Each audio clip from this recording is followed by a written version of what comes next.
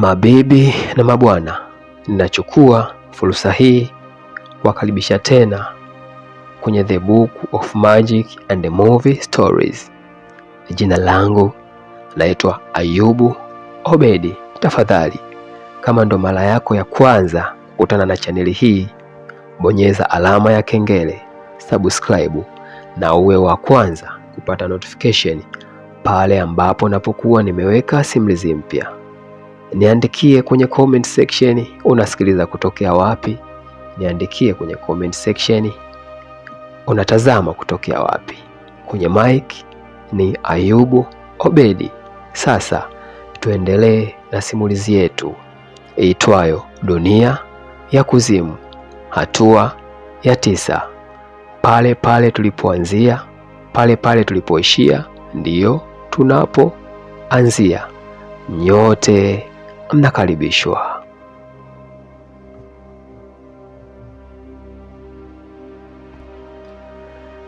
Mchungaji akamwambia, tafadhali sasa niambie, hizo sauti ambazo unazisikia, hizo sauti ambazo zinakuingia kichwani, zinazokuamrisha kufanya mambo ambayo sio mazuri, zinatoka wapi?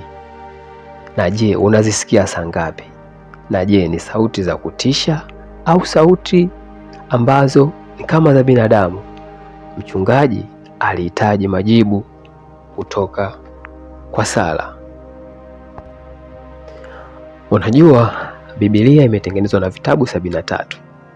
Sasa mchungaji katika kuzungumza yote alikuwa anamuingiza Sara kwenye mfumo ili amweleze ukweli. Huenda alihisi kwamba Biblia imetengenezwa na vitabu 73. Hasa huenda hayo maisha ambayo watu waliishi enzi hizo na akaingizwa katika vitabu 73, huenda kitabu cha 74 ni cha wao ambao wanaishi muda huo katika dunia hiyo ambayo isiojulikana. Huenda wao kitabu chao, maisha yao yataingizwa katika Biblia. Mchungaji alikuwa akimwambia Sara ili Sara awe mwepesi kutamka siri zote za wale mashetani na ni nini walikuwa wakimweleza katika kichwa chake na kwa nini alikuwa akitekeleza mauaji muda wote kwa watu wasiokuwa na hatia. Ndugu mtazamaji, tunatoka kule tunarejea nyumbani kwa bwana mkubwa, nyumbani katika ile familia ya Tabitha na mtoto wake Kenny wakiwa nyumbani. Ile bracelet aloitoa kule katika restaurant, katika chumba cha store, alikuwa ameibeba. Alikuwa ameibeba bwana. Sasa sijui alikuwa na maana gani. Yaani unaambiwa kabisa kwamba hii bracelet aliyokuwa anaivaa alikuja katika hiyo dunia na kafa. Alafu yeye kaibeba. Nafikiri simulizi tatueleza. Tuendelee na simulizi yetu. Na kisha yule mama akaanza kumwambia mtoto wake, mtoto wangu Ken, unajua tangu tufika katika hichi kijiji tunaona taa zinawaka, tunaona kuna umeme unawaka, lakini hatujui umeme umetoka wapi na wala hatuoni nyaya. Unajua hii dunia bwana ni ya miujiza. Yaani nyumba zote ambazo wanaishi wao umeme unawaka, kuna taa kabisa, balbu zinawaka na ndani taa zinawaka, lakini zile nyaya za umeme ambao unawaka pale hata hawajui umetoka wapi. Yani ni kama wewe unajua umeme unaotumia umetokana na TANESCO, kwamba umeme unatokea TANESCO, ofisi ya TANESCO iko pale, lakini pale ni umeme unawaka na wala hakuna hata nguzo ya umeme hata moja. Imagine dunia inavyotisha. Hakika hii ni dunia ya kuzimu. Ndipo yule Tabitha akaanza kumwambia mtoto wake, mtoto wangu Kenny, hebu shika hiyo bisibisi, mimi nashika nyundo, hebu tuvunje vunje kwanza huku, nataka nijue kwanza hizi nyaya zimetoka wapi na umeme unatoka wapi. Unaona? Ndipo yule mama akashika nyundo na kwanza kuvunja vunja ukuta kwa ndani, lengo lake tu ajue, je, huo umeme umetoka wapi? Yani connection ya umeme mpaka unapowaka umetoka wapi? ina maana dunia ya kuzimu ina umeme kweli? Jamani, hichi kijiji kina umeme, lakini umeme yani haujulikani umetoka wapi. Ina maana kuna connection zimetoka mjini mpaka kwenye kile kijiji, lakini wasijue. Ina maana mbona hamna hata luku? Aisee, hii dunia inatisha kweli kweli. Tunatoka kule katika ile nyumba ya yule Tabitha akiwa na mtoto wake Keni, wakati huo mume wake akiwa huku porini na yule bwana Jeki, wakiwa wanatengeneza mawasiliano. Yaani yule bwana mkubwa, sababu alikuwa ni engineer, ikabidi apande juu ya mti ili kutafuta signal, na huyu Jeki akabaki chini. Baada ya kupanda kwa muda, bwana mkubwa akamwambia, oya, hebu angalia bwana hiyo nyaya kama imefikia mwisho bwana, maana mimi naona nazidi kwenda juu. Hata usemi tu, hebu angalia kwanza. Bwana brother, wewe endelea tu kupanda, yani bado sana, wewe endelea kwenda juu, huu waya bado mfupi, wewe endelea tu. Bwana wewe, ndugu yetu aliendelea kupanda juu taratibu, akikwea mti taratibu. Wakati huo uko chini, bwana Jeki akiendelea kubonyeza kuunga, wenda anaweza kupata signal. Na kisha akapanda juu zaidi na zaidi. Kisha akamwambia, oya Jeki, vipi uko tayari? Akamwambia, bana bado kidogo bana, kamba bado hajatoshea. Yaani ule waya bado haujatoshea. Kwa hiyo aendelee kuwa juu, aendelee kwenda juu kidogo. Wakati huo ule bwana mkubwa akiunga nyaya pale ili angalau aweze kujaribu mawasiliano, wenda anaweza kupata signal. Na kisha Jeki akasimama akamwambia, oya, uko juu, uko vipi? Uko fresh mwanangu? Uko safi bwana. Uko fresh. Bwana yule bwana mkubwa aliyekuwa huku chini akashika ule mti. Baada ya kushika ule mti, akaanza kuona damu zinavuja, zinamwagika, damu zinamwagikia mikononi. Sasa akaanza kushangaa, sasa ina maana huyu ndugu yangu amepanda huko juu sasa hivi, muda huu ina maana kashauawa huko juu, wakati nimeongea naye sasa hivi amenijibu. Alafu damu inamwagika, yani huo mti ulikuwa kama vile unachulizika damu nyingi sana. Sasa wenda huyo jamaa moja kwa moja akahisi kwamba rafiki yake huko juu ameshauawa na wale mashetani, ndio maana damu zinamwagika. Bwana hakika damu ya binadamu inaweza kufanya ukachanganyikiwa. Damu ya binadamu inaweza kufanya ukachanganyikiwa bwana. Yaani mtu ambaye anamuua binadamu, bwana mara nyingi huwa wanachanganyikiwa. Anaweza akajikuta akafanya mauaji na akajipeleka polisi mwenyewe, au akafanya mauaji akakaa hapo, hata zile akili ya kukimbia anakuwa hana. Ndio kilichomkuta bwana mkubwa anaitwa Jeki.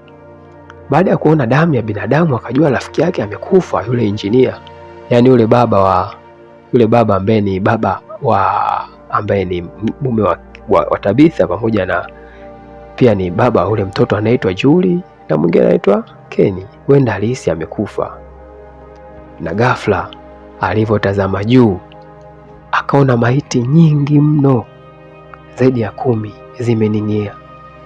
zimening'inia. Wengine wamekatwa vichwa, wengine wamekatwa viwili, wengine miguu imening'inia. Sasa huyu bwana alizidi kuchanganyikiwa na kuhusu kupagawa. Sasa akaanza kujiuliza, sasa hao watu wamekufa saa ngapi? Mbona tumefika hapa na kulikuwa hamna hata ikaeka, wala kulikuwa hamna maiti yoyote? Hasa mbona hizi maiti na zimening'inia tena hapa? Jamaa kumbe bwana alikuwa amekamatwa na wengi. Sasa sijui ni wale mashetani tayari alikuwa ameshaanza kulogeka. Mara ghafla akageuka. Baada ya kugeuka akamuona askari wa kizamani wa kikoloni. Yaani huyu jamaa yuko mwaka 2026, lakini akaona askari wa karne ya 16, amevaa nguo za kiaskari za karne ya 16, ameshikilia bunduki ya kizamani. Akamnyosha akamwambia, "Wewe simama hapo hapo." Bana jamaa kuangalia huku mwili wake wote umetapaka damu, maiti zilikuwa juu ya mti ule ambao rafiki amepanda. Yule jamaa baada ya kufyatua risasi, yule askari wa kikoloni, yule jamaa ile bunduki baada ya kufyatua, yule bwana akawa ameinama, bunduki risasi kapita juu yake kidogo, akaanza kukimbia. Maskini wa Mungu Bwana, sasa sijui ni wetu alikuwa anaota, sijui ilikuwa ni wenge, sijui wale mashetani walikuwa wanataka kumwangamiza. Katika kukimbia, alipofika mbele akajikwaa akadondoka, akawa katikati, anajiona katikati ya msitu mkubwa. Nguo zake zote alizokuwa amevaa zilikuwa zimetapakaa damu. Na ghafla yule askari wa kikoloni alipofika, baada ya kufika akamuuliza, "Oh, mkuja kufanya nini katika huu msitu?" Jamani bwana, naomba uniache, samahani sana. Naomba uniache bwana, niache. Ndipo yule askari akanyanyua ile bunduki na kutaka kumshuti. Ghafla yule bwana akashtuka. Kumbe yule alikuwa sio askari, yule alikuwa ni rafiki yake, yule alikuwa amepanda kule juu. Akamwambia, "Wewe amka bwana, vipi? Ni mimi bwana. Wewe achana mimi bwana. Naomba uniache bwana. Kwanza nimeona nini hapa? Nimeona kwanza nguo zangu zilikuwa zimetapakaa damu, alafu nimeona kama vile wewe umeshakufa, nimeona maiti nyingi bwana, mimi sitaki tena bwana. Wewe ni mimi bwana." Unajua jamaa wale mashetani walikuwa wameshamuingia wakavuruga kichwa chake. Unajua wale mashetani, wale majini wakishaingia katika ubongo wanakuvuruga akili. Jamaa alikuwa ameshaanza kuona maiti, kaona watu wamekufa, mpaka rafiki yake sasa anaanza kumuogopa. Kumbe yule aliyekuwa anamuona ni askari koloni alikuwa ni rafiki yake. Kwa hiyo alikuwa anaona ni mauzauza. Ndipo jamaa moja kwa moja alikimbia. Bwana, baada ya kukimbia sasa yule rafiki yake akawa anajiuliza, huyu jamaa kwa nini anakimbia? Ananiacha mimi peke yangu. Yule jamaa akasema, kwa kuwa amekimbia naona sikashalogeka, ngoja mimi nirudi. Jamaa akawa amerudi katika ule mti, tayari alikuwa ameshatengeneza antena yake. Akajaribu kusikiliza, wenda angeweza kupata mawasiliano. Akajaribu kuzungusha ile radio, akaita halo, lakini alianza kusikia signal kwa mbali. Akaita tena halo. Baada ya muda ndipo akatazama tena juu ya ule mti, kisha akakaa chini na kufikiria, hivi kweli hapa signal inaweza ikakamata? Je, kwani ili signal ikamate sinatakiwa kuna minara, lakini katika mji huu hata minara yenyewe hamna. Sasa hapa huenda tunafanya kazi bure. Na sasa tunatoka kule polini katika ule mti ambako yule bwana mkubwa alikuwa akitafuta signal ya mawasiliano ya radio, huenda angeweza kupata msaada wa kupata njia ya kurudi mjini katika dunia ya kawaida. Baada ya rafiki yake kumkimbia, aliendelea kuteseka katika ule msitu akijaribu kutafuta mawasiliano. Na sasa tunatoka kule tunarudi katika lile kanisa kule chini kwenye basement, kule chini ambako yule mchungaji alipokuwa. Yule binti ambaye anaitwa Sara alimwambia, hawa majini wanahitaji msaada kutoka kwetu sisi. Mchungaji akashangaa, majini, mashetani wanaoishi katika huu mji wanahitaji msaada kutoka kwetu sisi? Kivipi? Na pia wamesema kwamba wako hapa kunisaidia hata na mimi. Kwa hiyo kila jambo ambalo ninalifanya wenyewe watapata msaada kutoka kwangu, na mimi nitapata msaada, na mimi na jamii yangu ambao tunaishi hapa katika mji huu wote tutapata njia ya kutoka kama nikiendelea kufanya. Na mchungaji akamwambia, ina maana wewe au majini wanakutuma uwe binadamu wenzako, alafu eti unasema kwamba watakupa msaada? Au ukiwa binadamu wenzako ndo unapata njia ya kurudi nyumbani? Wewe unawaamini vipi? Na kama wanakuambia vitu vya uongo, inabidi useme, huenda wanakudanganya, halafu na wewe unazidi kuamini. Au unaweza ukaniambia, kwa nini unawaamini kila jambo ambalo wanakuambia na unawaamini? Mchungaji alimuuliza. Yule binti akasema, ninawaamini hawa majini na hawa mashetani ambao nasikia sauti zao kichwani, katika kichwa changu, kwa sababu kila wanachoniambia basi kinatokea kweli. Yaani huyu binti ambaye anaitwa Sara wanamwamrisha hawa mashetani kuua, na anaua kweli, kwa sababu ameshawaamini. Anawaamini kwa nini? Kila jambo wanalomwambia kwamba litatokea, na kweli linatokea. Sasa sijui ni jambo gani ambalo wameshamwambia na limetokea. Tuendelee na simulizi yetu, itatueleza. Una uhakika kuhusu hilo? Mchungaji alimuuliza. Ndipo Sara akasema ndio, na uhakika kwa sababu waliniambia kwamba kuna gari 2 zitakuja katika mji wetu, na gari hizi zote zitakuja siku moja. Ndugu mtazamaji, sasa simulizi yetu tunaanza kuielewa. Ni kwamba katika hatua ya kwanza ya simulizi yetu kuna gari 2 ambazo zilikuja katika mji huu. Gari ya kwanza ni ile gari ya yule bwana Jimmy, Tabitha, Julie pamoja na Kenny. Julie na Kenny ni watoto, lakini Jimmy pamoja na Tabitha ni mke na mume. Hiyo ni gari ya kwanza. Halafu gari ya pili ni ile gari ambayo kuna bwana mkubwa mmoja ambaye jina lake mpaka sasa sijalijua, na jamaa mwingine ambaye anaitwa Jeki. Huyu jamaa ni ule jamaa ambaye anahangaika na Jimmy kule, alikuwa anahangaika na Jimmy kule polini kutafuta signal ya mtandao, na ni pia ni ule jamaa ambaye alikuwa ana wengi, alikuwa haamini kama hichi kijiji kina mashetani. Ni ule jamaa ambaye alikuwa anaongea sana. Wenda yule mama ambaye anaitwa Donna alikuwa anaamini kwamba huyu bwana anapata matatizo kwenye ubongo baada ya kupata ajali, na pia huyu Sara ndio ambaye alimuua rafiki yake na huyu bwana ambaye anaitwa Jeki. Kwa hiyo aliamrishwa akamuue, na kweli alienda akamuua. Kwa hiyo gari moja ilikuwa ni familia ya Jimmy pamoja na Tabitha na watoto wao ambao ni Julie pamoja na Kenny, na gari ya pili ilikuwa ni ya huyo Jeki pamoja na rafiki yake ambaye mpaka sasa hajajua jina lake. Sasa hapa huyu dada ambaye anaitwa Sara ndo anasema hawa majini walisema kwamba kuna gari 2 zitakuja, na kweli hizo gari zilikuja, na walisema kwamba zitafika kwa siku moja, na kweli hizo gari zilifika siku moja, na ndio gari hizo ambazo zilipata ajali katika hatua ya kwanza kabisa ya simulizi yetu.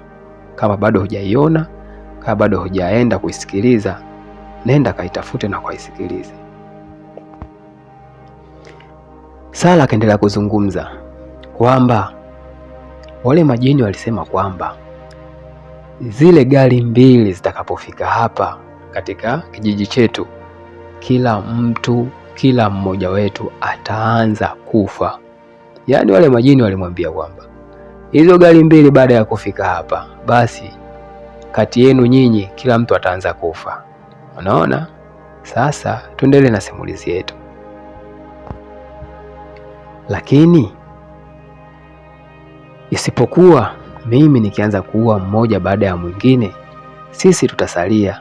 Yaani huyu Sara bwana aliambiwa na wale mashetani kwamba katika watu wote watakao kuja kwenye hizo gari 2 inatakiwa watu wote uwaue. Halafu mtakapowaua hao watu, basi nyewe mtasalimika, na msipowaua basi nyote katika kijiji hichi mtakufa. Unaona bana, hao mashetani walivyokuwa ni washenzi, au majini au mazimu walivyokuwa ni washenzi. Ndio maana bwana huyu Sara alianza kumuua rafiki yake na yule jamaa anaitwa Jeki, yule jamaa ambaye sasa hivi anahangaika kutengeneza mawasiliano, yule jamaa ambaye alikuwa kwenye ile gari ndogo, yeye pamoja na rafiki yake. Huyu Sara ndo alimuua. Kumbe aliambiwa bwana amuue, anze kuua mmoja baada ya mwingine mpaka wote wamalize. Unaona? Na ndio maana huyu Sara alienda kumrubuni Tabitha akae mbali na yule mtoto, kwa sababu huyu Sara pia aliambiwa amuue, aliambiwa kill the boy, amuue yule mtoto wa kiume. Lakini Sara alikuwa amepewa oda ya kuua wote ambao walikuwa wamekuja, yaani wale wageni wote, Jimmy, Tabitha, Julie, Kenny, yule brother alikufa kwa mara ya kwanza, na huyu brother ambaye yuko kwa mara ya pili anaitwa Jeki. Pia Sara alikuwa ameambiwa tayari awamalize wote, na hapo hicho kijiji kitakuwa salama. Sasa ufikiria, hiyo dunia ni ya kuzimu. Majini wanakuamrisha uue binadamu wenzako, wakati wewe mwenyewe hujui utaondoka lini. Sasa mimi sijui, wewe haujui, tuendelee na simulizi yetu, itatupa majibu.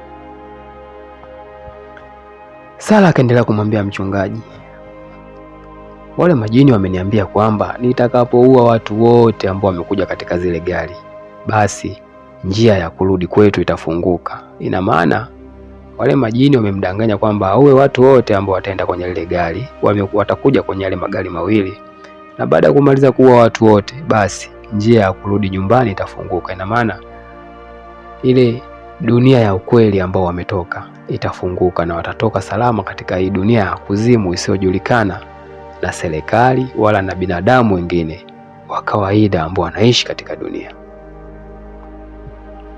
Ndipo mchungaji akamwambia, sasa wewe unaonekana unadanganyika. Sasa wewe wa majini wamekuambia uue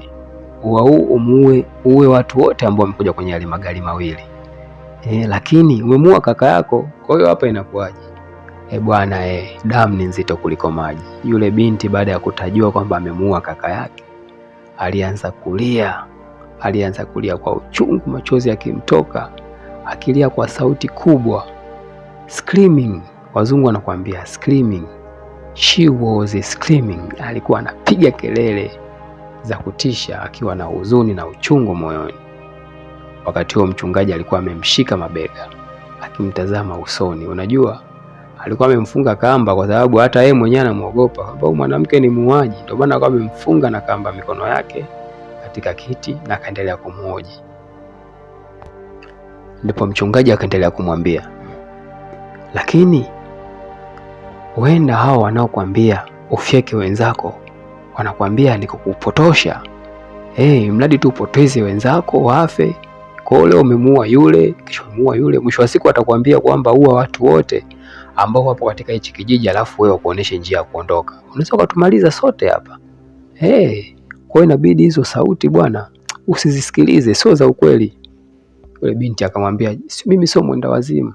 Tafadhali, mimi sio mwenda wazimu. Hii sauti nazisikia kweli na zinaniambia ukweli. Na wanazungumza ukweli, mimi nawaamini kwa sababu kila wanachosema, kila wanachoniambia basi kinatokea. Unajua hawa majini kila wanachomwambia huyu binti kinatokea katika kijiji. Kila wanachomwambia hawa mamonster huyu binti basi kinatokea. Hakika inahuzunisha sana. Na katikati ya maongezi yale, katikati ya maongezi kati ya Sala pamoja na ule mchungaji, ghafla Sala akaanza kuweseka. Hivi ushawahi kumuona yule mtu ambaye anapandisha majini? Ushawahi kuona mtu ambaye anapandisha mashetani anakuwa katika situation gani? Sasa ndo Sala ambacho kitu ambacho kilikuwa kinamkuta, alikuwa anajinyonga nyonga, anajifunga, anajikaza mwili wake, macho yanabadilika. Unajua wale majini wanapotaka kuzungumza naye, wanapokuwa wanampa ujumbe, wale mashetani zile sauti zinamuingia kichwani, anakuwa anahisi maumivu makali sana. Anahisi kama mwili wake unavunjika. Ndipo Sala aliendelea kusema no. Yani alikuwa anasikia maumivu makali mno, maumivu makali sana. Sasa huenda hapa kuna kitu kinatokea. Huenda Sala kuna ujumbe ambao anapewa na wale majini, wale mashetani tayari wako hapo. Huenda kuna mambo ambayo tutayajua. Hebu tuendelee na simulizi yetu. Na ghafla baada ya kuweseka kule, Sala akasema, nahitaji karatasi. Wanahitaji ni kuonyeshe jambo. Bwana kumbe Sala wakati anaweweseka, ana screaming, anateseka, anajinyonga kama vile nyoka. Ana macho yake yanabadilika. Kumbe yale majini alikuwa yanamueleza kichwani mwake, ndio maana yanapokuwa yanazungumza naye anahisi maumivu makali. Ndipo wale majini akamwambia, Sala akamwambia, wameniambia sasa hivi hawa mashetani katika kichwa changu wamenipanda sasa hivi, nimesikia sauti zao wanasema nikueleze kitu. Haya, naomba karatasi, nahitaji pepa. Bana Sala alikuwa amefungwa mikono, lakini akasema anahitaji pepa. Sala akaanza kuomba kalamu na karatasi wakati amefungwa mikono. Je, ni kitu gani kitaendelea? Tunahama upande huo, tunakuja upande mwingine. Sasa yule bwana Jeki ambaye alimkimbia mwenzie kule polini, alimkimbia bwana Jimmy kule polini baada ya kuwa anaota ndoto za mchana na yani alikuwa anaota huko alikuwa anaota anaona damu zinamwagikia katika ule mti, mara anaota kama anapigwa risasi na hatimaye akakimbia. Na maana alikuwa anaota lakini alikuwa macho na anatembea. Unajua huu mji usiombe kwa mtu kama wewe. Acha kwa mtu kama mimi, yani siombi nije nitokee kwenye dunia kama hii. Unaweza ukafa kiholo. Yani ni mauzauza. Yani mtu anaota huku anatembea. Yani uko macho. Life bila chenga unaanza kuota. Unaanza kuona maluelue. Ndio jamkuta huyu bwana. Baada ya bwana akamkimbia bwana Jimmy kule polini. Akamwachia mwenzie msala, mwenzie akabaki anateseka kutafuta signal ili apate mawasiliano. Huyu bwana moja kwa moja alikuja hotelini. Kwenye ile hotelini ya ule mama ambaye ni Mchina.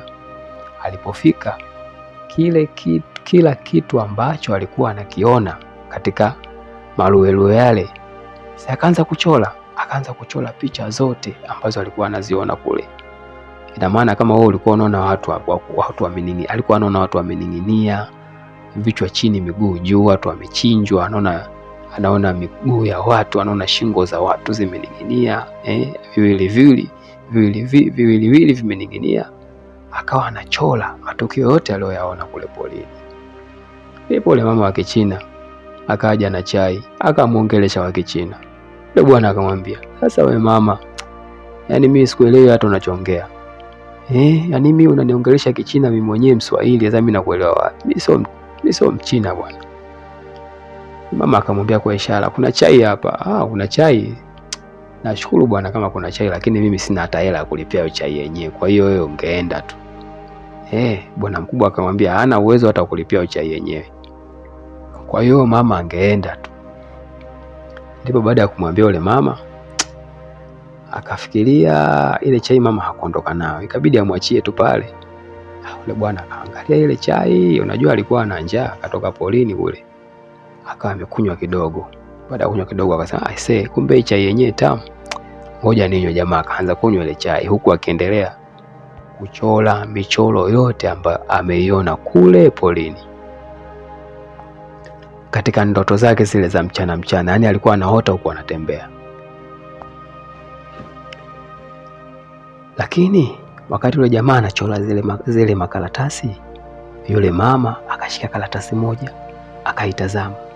Baada ya kuitazama ile karatasi akaichukua na kuanza kuondoka nayo.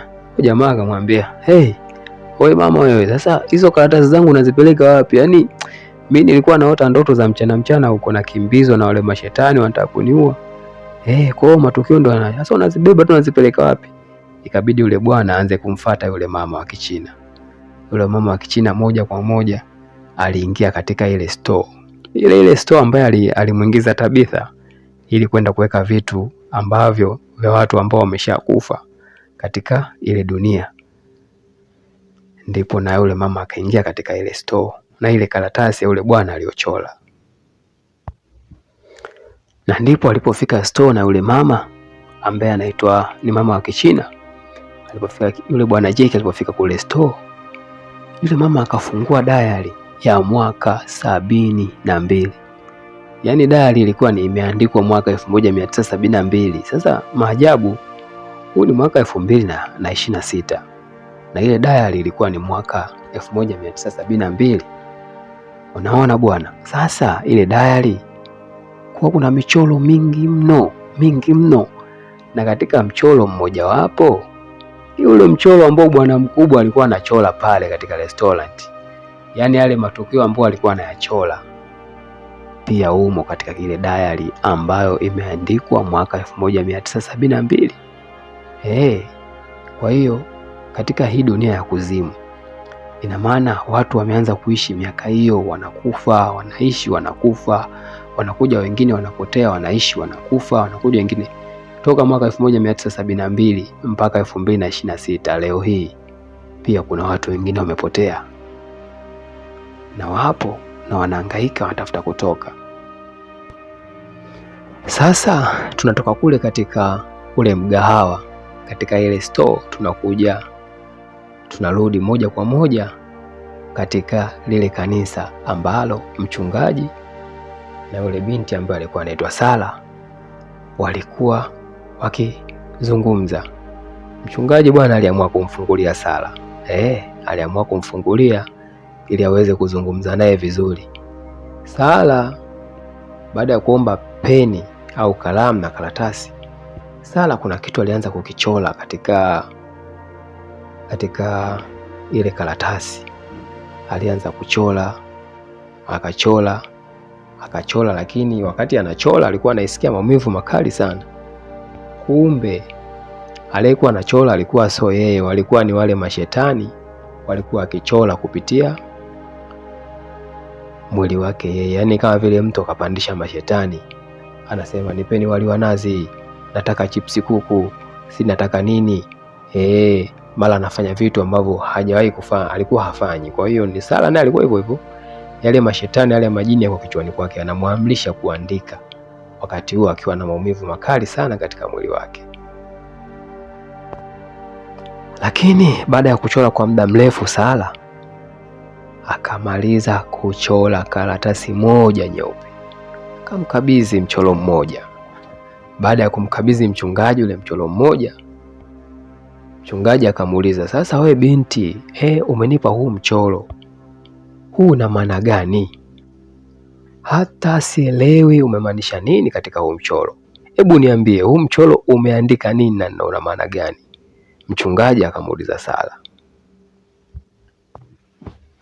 Ndipo Sala akamjibu akasema hivi, wanasema, yaani wale mizimu na wale majini, wale mamonster, unajua Sala anasikia sauti zao.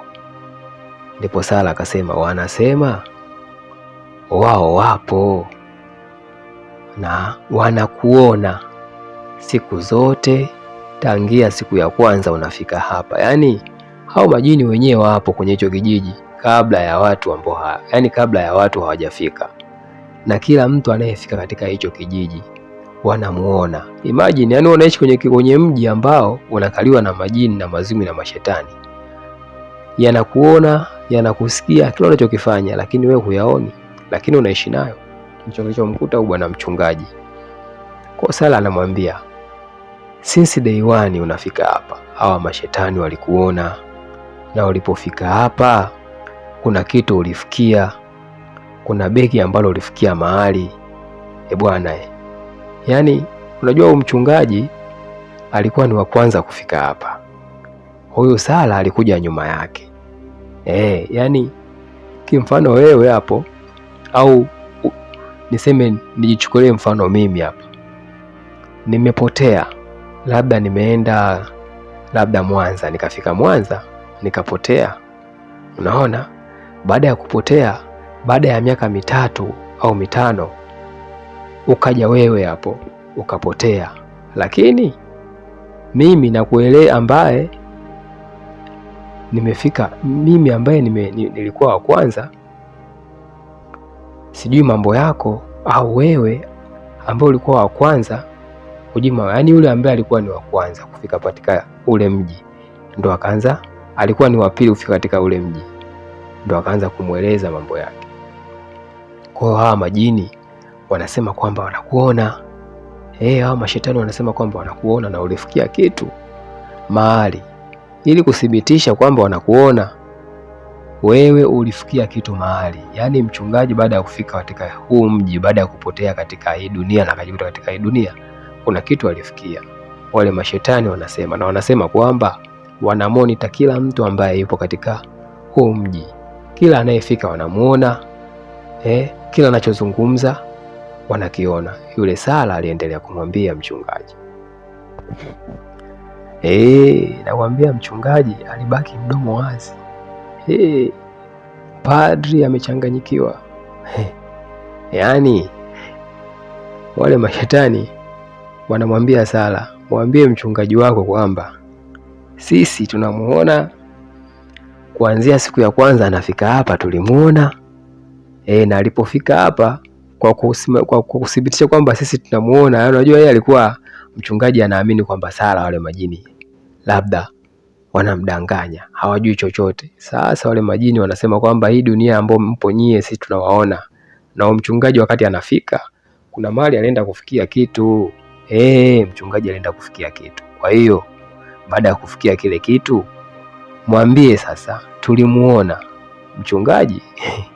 Sasa yule Sara anaanza kumwambia, yaani mchungaji alikuja na siri zake sasa, na hizi sasa zile siri zake za Sara anaanza kuzitambua, kwa sababu Sara yeye wale majini wanamtumia vibaya kuangamiza wanadamu wenzake.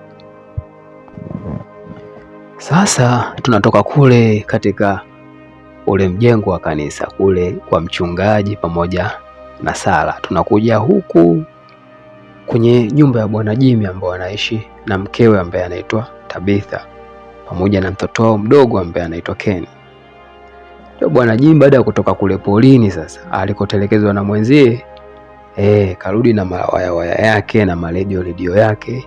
Naona mambo yamekuwa ni magumu. Baada ya kufika nyumbani akashangaa, mbona kama ukuta umevunjwa, ni kitu gani ambacho kinaendelea? Ikabidi amuulize mtoto wake, Keni, mama yako yuko wapi? Keni akajibu, mama yuko chini kwenye basement. Unajua nyumba nyingi za mji huu zimeanzia chini kabisa, yaani ni kila nyumba ina handaki, kila nyumba ina underground.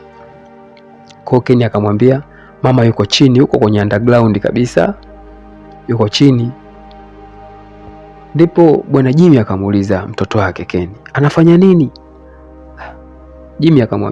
Keni akamwambia babake, mimi tunatafuta tu njia ya kutoka.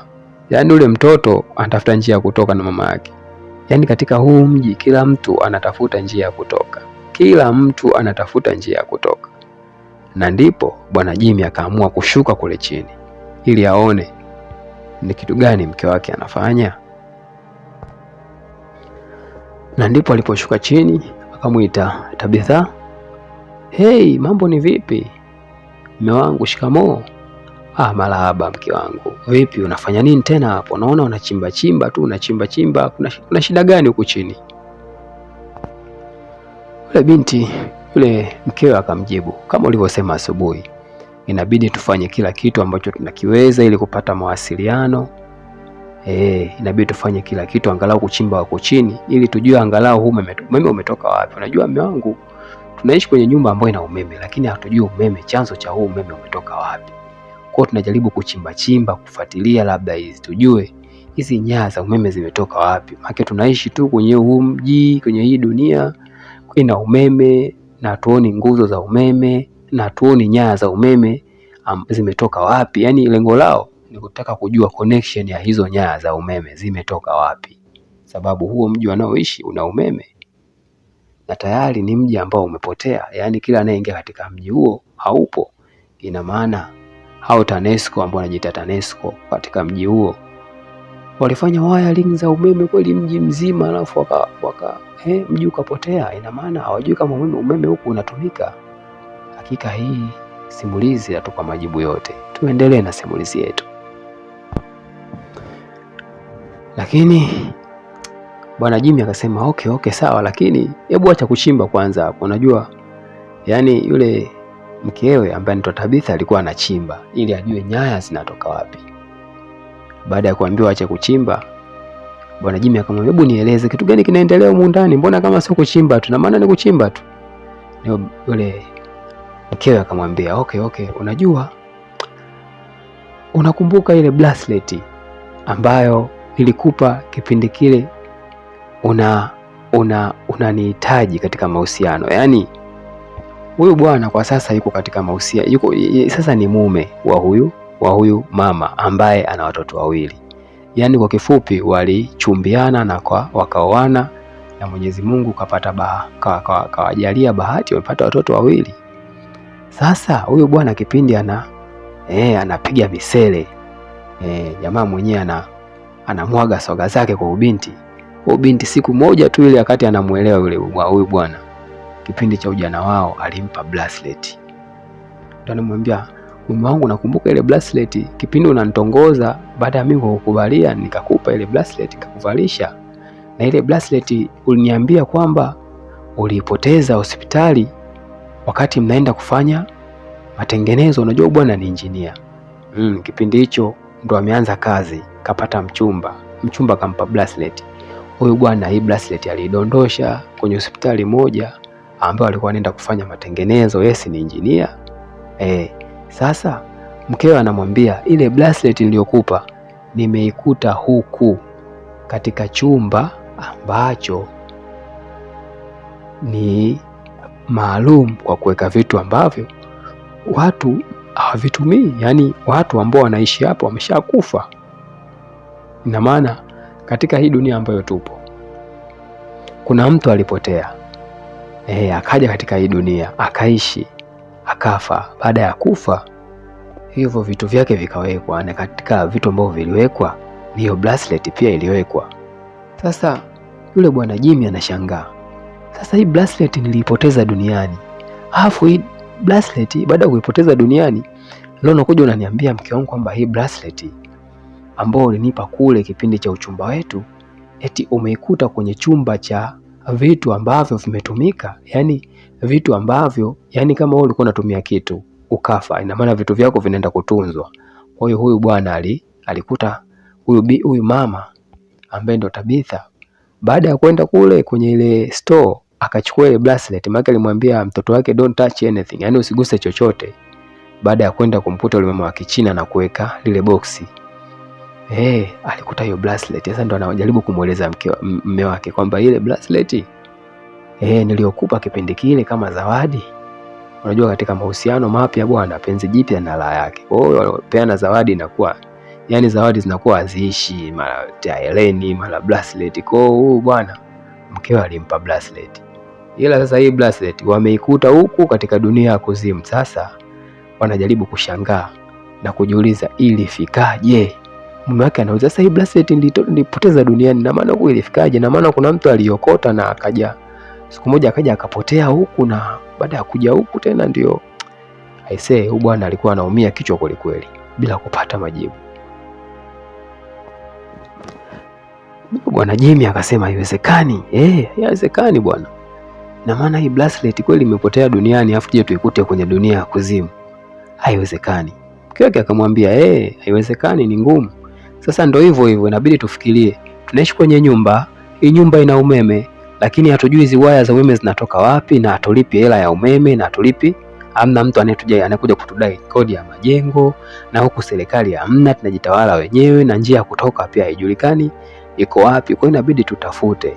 Bwana, tunatoka kule katika ile familia ya bwana Jimmy, tunaenda kando ya kile kijiji. Bwana yule mchungaji sasa, baada ya kutoka katika lile kanisa, maki aliambiwa kuna kitu kafikia. Baada ya kutoka katika lile kanisa, moja kwa moja alienda kufukua lile begi ambalo wale majini walisema kuna wanamuona, na alifukua begi sasa, na alizika begi. Sasa mchungaji ameenda kuchimba pale alipozika kile kitu, kwa sababu ameshaona mambo ashaanza kuvurugika sasa. Sasa hapa hata waumini wake wanaweza wasimwamini tena, kama kitu ambacho alizika basi kitakuwa sio kizuri, huenda waumini wake wakamkataa kabisa. Mchungaji aliendelea kuchimba. Unajua baada ya kuambiwa kuna kitu alichokizika, alipigwa kama na bumbuazi, kama na butwa. Ilibidi bwana akimbie kwenda kuangalia je alichokizika kipo kweli au hakipo. Unajua wewe jambo umefanya kwa siri, alafu leo hii unaambiwa kwamba kuna wakati unafika kuna jambo pia kuna kitu ulificha, ulizika. Ulizika begi mahali, lazima ukamatwe, lazima uwe na kiwewe. Huyu jamaa bana alikamatwa na wenge. Akaenda kwa pupa kutafuta lile begi alipozika, je lipo? Katika kufukua bwana lile begi akaliona. Na katika kuliona lile begi, alipolifukua lile begi akaliona, akiwa ana hofu, akiwa anaangalia huku na kule, Aisee, huyu bwana mpaka sasa hivi sijajua kwa nini alikuwa na hofu kiasi kile. Labda huenda kuna jambo ambalo sio zuri alilifanya, ila huyu ni mchungaji, basi tutajua. Huenda mchungaji kafanya balaa huko alikotoka. Sasa ule mchungaji akafungua lile begi. Kitu cha kwanza ambacho alitoa chupa ya pombe. Sasa hapa ndo tunajua kwamba huyu bwana mchungaji huko alikokuwa kumbe alikuwa ni mlevi, lakini huyu ni mchungaji. Sasa mimi na wewe hatujui hii chupa ya pombe katika begi la mchungaji alilozika imetafuta nini. Je, ni mlevi ama ni kuna jambo gani linaendelea? Baada ya kutoa ile chupa ya pombe akaweka pembeni, katika kuendelea kupekua lile begi, mchungaji alitoa tena vazi la mchungaji.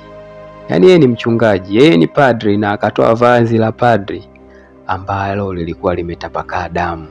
Sasa huyu bwana ina maana alimua mchungaji na kuchukua nafasi yake. Mimi na wewe hatujui.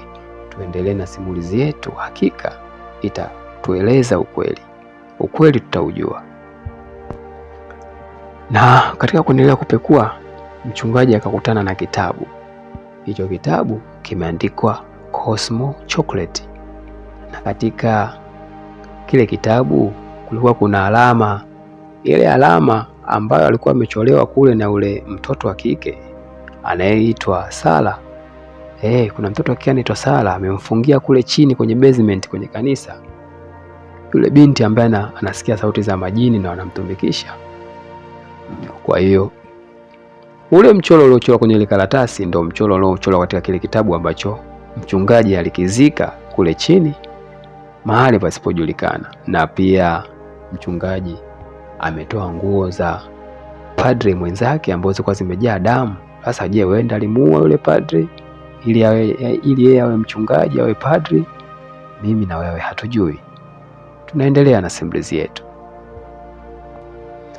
Na hapo sasa mchungaji akabaki kuangalia huku na kule, kwa sababu akahisi kabisa kwamba sasa kweli wananiona hawa watu wananiona. Kwa hiyo kila anayefika katika hichi kijiji hawa majini wanamuona na wanajua kila mtu alikotoka, anachofanya. Aisee, hakika inasikitisha sana na hii inahuzunisha mno. Yaani unaishi katika sehemu ambayo kuna watu ambao wanakuona ila wewe huwaoni, ila wanakuona kile unachokifanya. Hakika inatisha kweli kweli. Na hichi ndicho kilichokumkuta mchungaji. Mchungaji wetu bwana, kwa bahati mbaya imemkuta jambo ndo hilo. Sasa ataishi kwa kujiangalia kweli kweli. Kama alikuwa ni muongo, sasa naona kaanza kuumbuka. Mchungaji kaanza kuumbuka, kumbe wale majini wanamuona na siri zake nyingi wanajua. Na hapo hiyo siku ikapita, saa 12 ikafika, nyumba ikafungwa milango yote. Bwana Jimmy na familia yake wakafunga milango na madirisha kwa kuhofia wale majini na wale mashetani huenda wanaweza wakachukua nafsi zao. Katika lile jumba la Colonial House au wenyewe wanavyoita Country House, jumba kubwa ambalo lina uwezo wa kuchukua watu zaidi ya 200. Wote wanaishi katika jumba hilo. Unajua watu wengi wanaishi katika jumba hilo, wengi ni wasela ambao unakuta hana mke, hana mume, ni mjane wa kiume, mjane wa kike. Kwa hiyo wanaishi mle, lakini kama una familia, una mke, mtoto, una mke na watoto, ni mke na mume, basi mnapewa nyumba ambayo ni private. Nyumba ni nyingi kweli katika hii dunia ya kuzimu. Kwa hiyo wanapewa nyumba, wanaishi.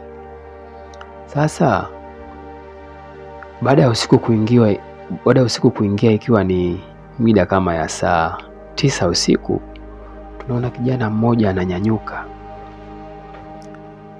Kijana mmoja ananyanyuka, anaanza kutembea.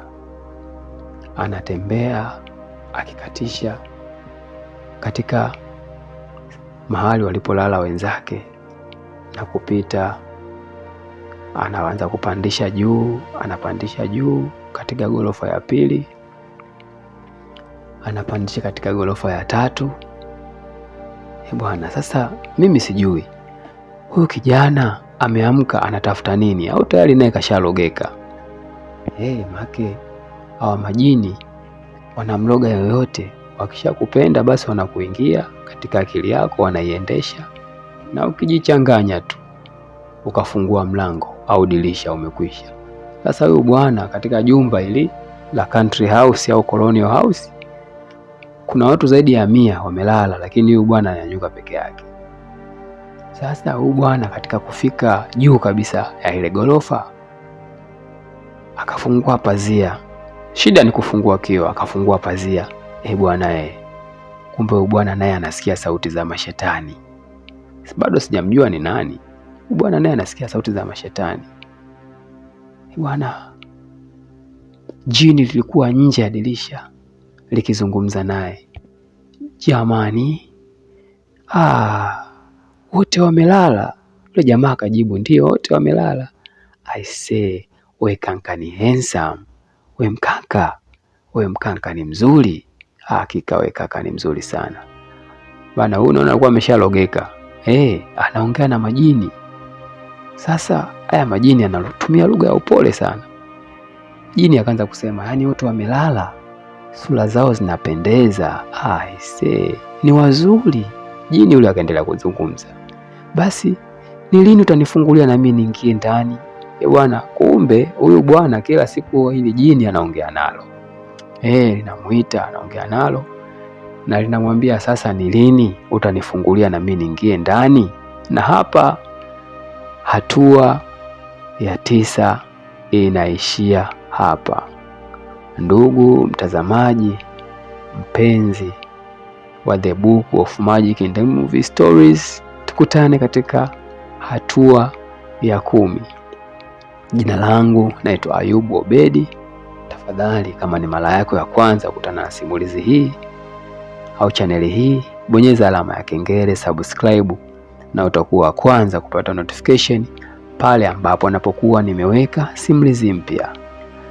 Na sasa asante, tukutane tena wakati mwingine katika hatua inayofuata, hatua ya 10. Na sasa kama wewe ni wa kwanza, subscribe, bonyeza alama ya kengele, na utakuwa kwanza katika channel kupata notification pale ambapo nitakapokuwa nimeweka simulizi mpya. Mpaka wakati mwingine tena, kwa heri kwa sasa. Chao.